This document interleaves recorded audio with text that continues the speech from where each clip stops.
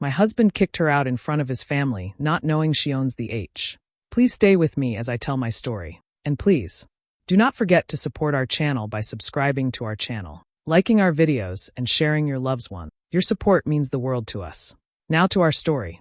The room fell quiet as the laughter died. It had been a normal enough dinner, lasagna on the table, wine in everyone's glass, and his mother throwing backhanded compliments like it was her job. I sat between my husband and Sarah, my best friend, who had lived with us for months now. She'd brought dessert, handmade tiramisu. His sister had just taken a bite when it all started. My husband slammed his fork down. The clang against the plate made everyone jump. He pointed across the table, right at Sarah.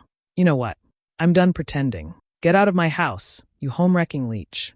The room froze. Someone let out a quiet, what? Sarah blinked. She looked around like maybe she'd misheard. Excuse me?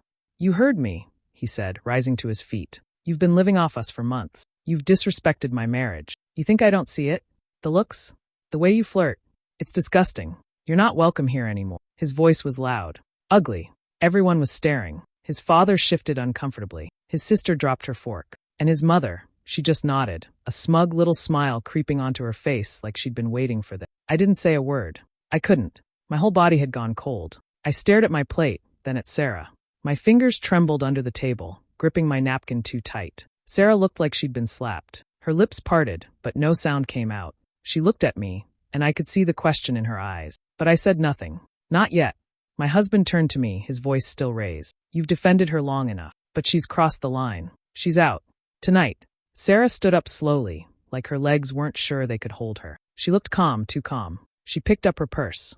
Then something strange happened. Just before she stepped away from the table, she turned to me. And she smiled. It wasn't a full smile. It was small, quiet, almost knowing. I looked back at her. My heart was thudding so hard I thought it might be audible. I still hadn't spoken. Not once. Because I knew something no one else at that table did. The house wasn't his. It wasn't mine either. It was hers.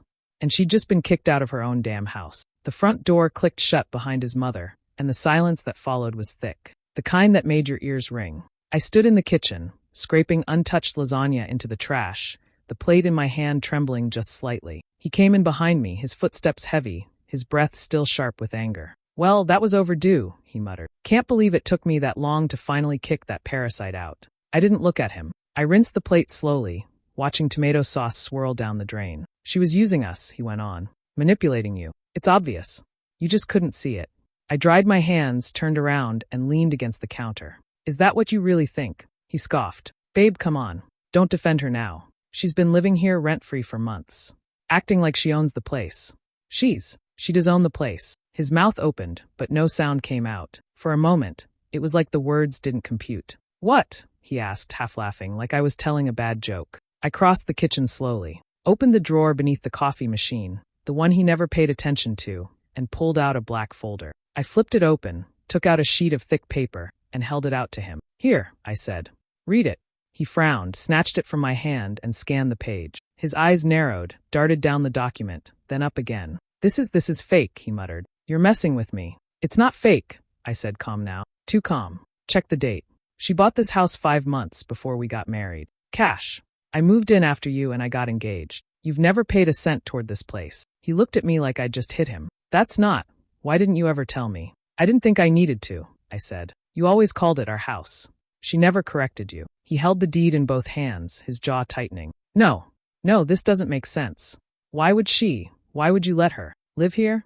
I asked. Because she let me live here. You think she's a leech?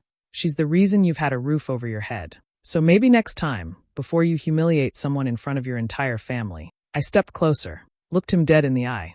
You should make sure you're not the one who doesn't belong. 6 months earlier, things were different. It was a rainy Tuesday when I got the call. Sarah had been in a car accident, rear-ended at a red light, her car totaled. Nothing life-threatening, but her leg was fractured, and she'd need months to recover. I dropped everything and rushed to the hospital. She was groggy and bandaged when I walked in, trying to stay strong, but I saw it in her eyes. She was scared. She'd lost her job a week before, and without that, her health insurance and apartment went too. Everything unraveled at once. You're staying with us, I said without hesitation. She tried to protest. No way. I'll figure something out. You already have, I told her. Me. You've always had me. When I brought it up at home that night, my husband wasn't thrilled. Here? For how long? he asked, setting down his beer. Until she can walk again, I said. Maybe a couple months. She has no one else. He rubbed his face. Babe, I get it, but this isn't a rehab center. It's her house. I almost reminded him, but I bit my tongue. That wasn't the point. Eventually, he sighed and agreed, though he didn't look happy. Fine, but she'd better not treat this place like a hotel. Sarah moved in 2 days later, hobbling around on crutches. I set up the guest room for her. She was so grateful it made me feel guilty. I'll help out, she kept saying. I'll do chores. I'll pay what I can, just until I get back on my feet. And she did. She cooked dinner most nights, folded laundry, helped clean. She even slipped money into the grocery drawer without me asking. She made herself useful, never complained, never overstepped. At first, things felt easy, familiar, comfortable even. We'd all watch movies together, joke around in the kitchen. She made him laugh, which I liked, I thought. But somewhere in those quiet evenings, a shift started. A strange undercurrent I couldn't name at the time. He started noticing the things she did, complimenting her food more than mine, laughing harder at her jokes, coming home earlier, saying she was nice to talk to after a long day. One night, I found them in the kitchen, sharing wine, the lights low, voices hushed. Nothing was happening. Not really. But something was. And I felt it in my gut before I ever saw the proof. At first, it was small things, quick glances, quiet laughs I wasn't part of, inside jokes I didn't remember them ever sharing. I'd walk into a room, and their conversation would suddenly shift. Silence would hang for a second too long, like they were waiting for me to leave again. I told myself I was imagining it. Sarah was my best friend. My husband was, well, my husband. I trusted them. I had to. But then there was the night I couldn't sleep. I got up to grab water and heard laughter drifting from the kitchen. It was 2 a.m. I crept halfway down the stairs, stopping when I saw the soft glow of the light under the door. Their voices carried through the hallway, soft and playful, too close. I didn't go in.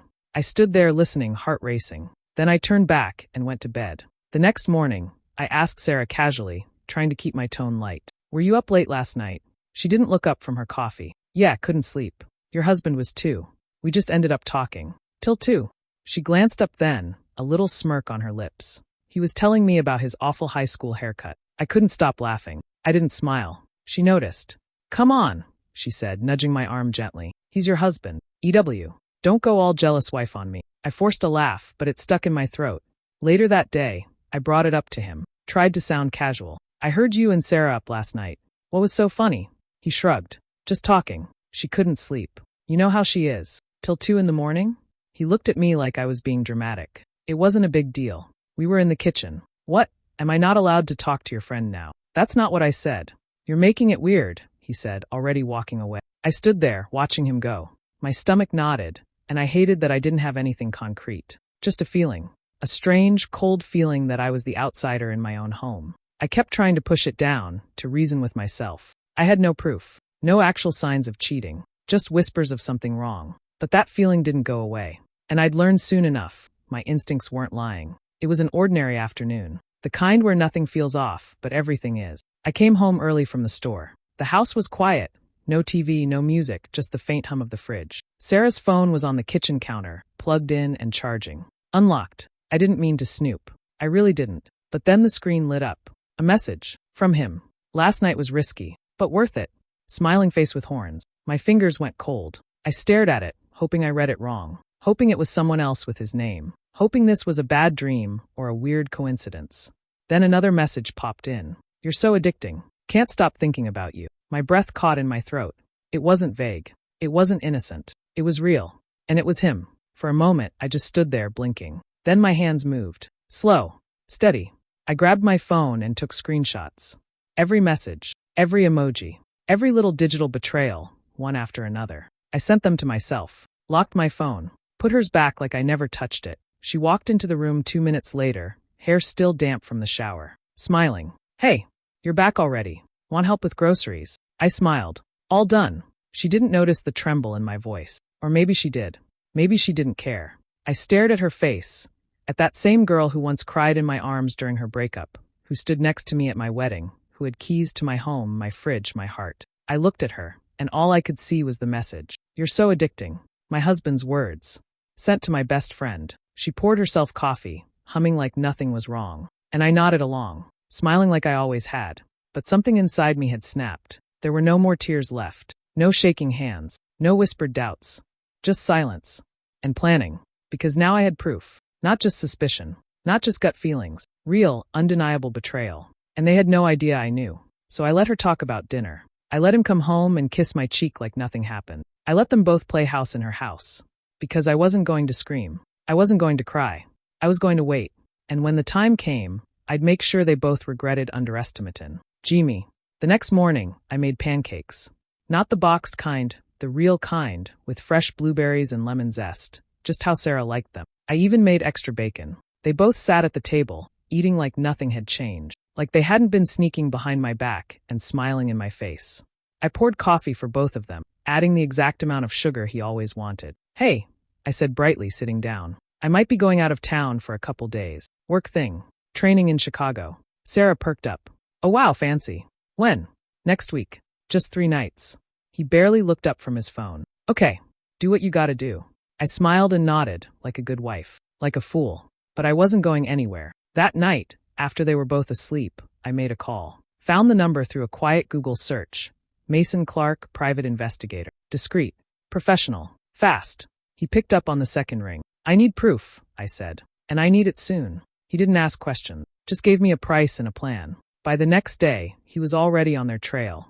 I pretended to pack. Left a suitcase by the front door. Told them I'd call when I landed. Then I checked into a cheap Airbnb 2 miles away, sat on the bed and waited. 2 nights later, my phone buzzed. Message from Mason. Got what you need. Sending over photos now. My hands didn't shake this time. Not like before. One by one, the pictures rolled in. Sarah and my husband, leaving our house together. Driving to a rundown motel. Checking in under fake names. Her in a hoodie. Him wearing sunglasses indoors. Like that would help. Then another photo. The 2 of them kissing outside the room. His hand on her waist. Her smile wide and open. Like she'd won. I saved every image. Created a special folder. Labeled it. Evidence divorce. The next morning, I called a lawyer. Told them I needed divorce paperwork drawn up fast, along with an eviction notice. Who owns the property? The assistant asked. My best friend, I said, without skipping a beat. But I'm the one they've been lying to. The documents were ready in 2 days. I picked them up, slipped them into a slim black folder, brought it home and tucked it into the cabinet above the fridge. Neither of them noticed. Because I was back from my trip, smiling, cooking, playing the part. The perfect wife. The loyal friend. But the trap was already set. I told him I wanted to host a dinner for his family. Something nice. A surprise. He lit up like a little kid. Finally, you're coming around to my mom. I smiled. She deserves it. He had no idea. I hired a caterer, set the table with the good plates we never used, poured expensive wine. Candles flickered on the table. Everything looked perfect. Sarah helped set out the napkins. She wore a soft green dress and even curled her hair. This is so sweet of you, she said, placing silverware beside the plates. I nodded. Just thought it was time for something special.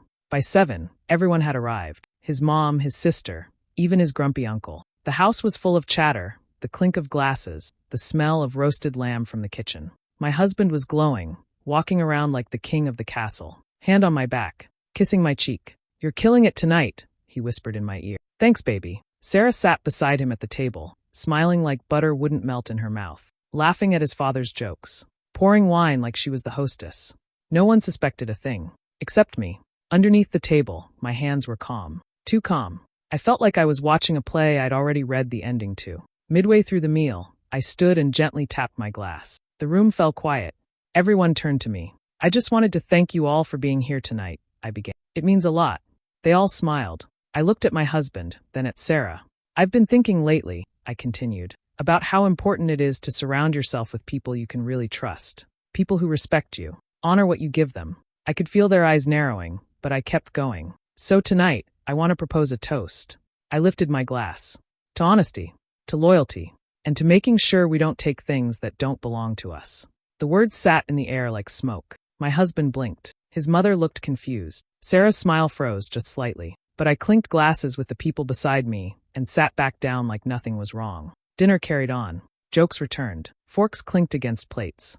But I could feel it, something shifting. They didn't know it yet, but the match had been struck. And I was just waiting for the fire. The tension had been building all night, layer by layer, thin and invisible like fishing line. My toast had rattled them, but they tried to act normal. My husband filled his plate again. Sarah kept sipping wine with a shaky hand. His mother whispered something behind her napkin. Then out of nowhere, he snapped. You know what? He said, too loud for the moment. Fork still in hand. Let's just say it. Since everyone's pretending. The room froze. His sister looked up. Sarah stopped mid-chew. He turned to her, Sarah. His voice full of venom. You don't belong here. You never have. You've been using us, clinging on like a damn leech. I let you stay out of pity, but this is too much. Gasps around the table. Even I had to blink. He'd thrown her under the bus without hesitation. Sarah stared at him like he'd slapped her. I don't understand, she stammered. What are you talking about? He slammed his fork down. You flirt, you sneak around, you act like this is your house. You're a guest, not family. You've taken advantage of my wife's kindness long enough. Sarah didn't speak. She just looked at me, her face pale, lips parted. I stood up slowly. My hands were steady, voice calm. That's enough. He looked at me, surprised. Babe, don't defend her. She's been playing you. I stepped around the table, walked to the drawer by the fridge, and pulled out the black folder I had tucked away. You keep saying this is your house, I said, flipping it open. You act like you're the one in charge here. I took the deed out and slapped it on the table, right in front of him. But you don't own this house. He stared at the paper, blinking fast. I turned toward Sarah, then back to the table full of stunned family members. She does. You could hear the breath suck out of the room. What? His mother choked, coughing into her wine glass. His uncle leaned forward, squinting. Wait, what? This house, I said, pointing to the document, was purchased by Sarah. In full.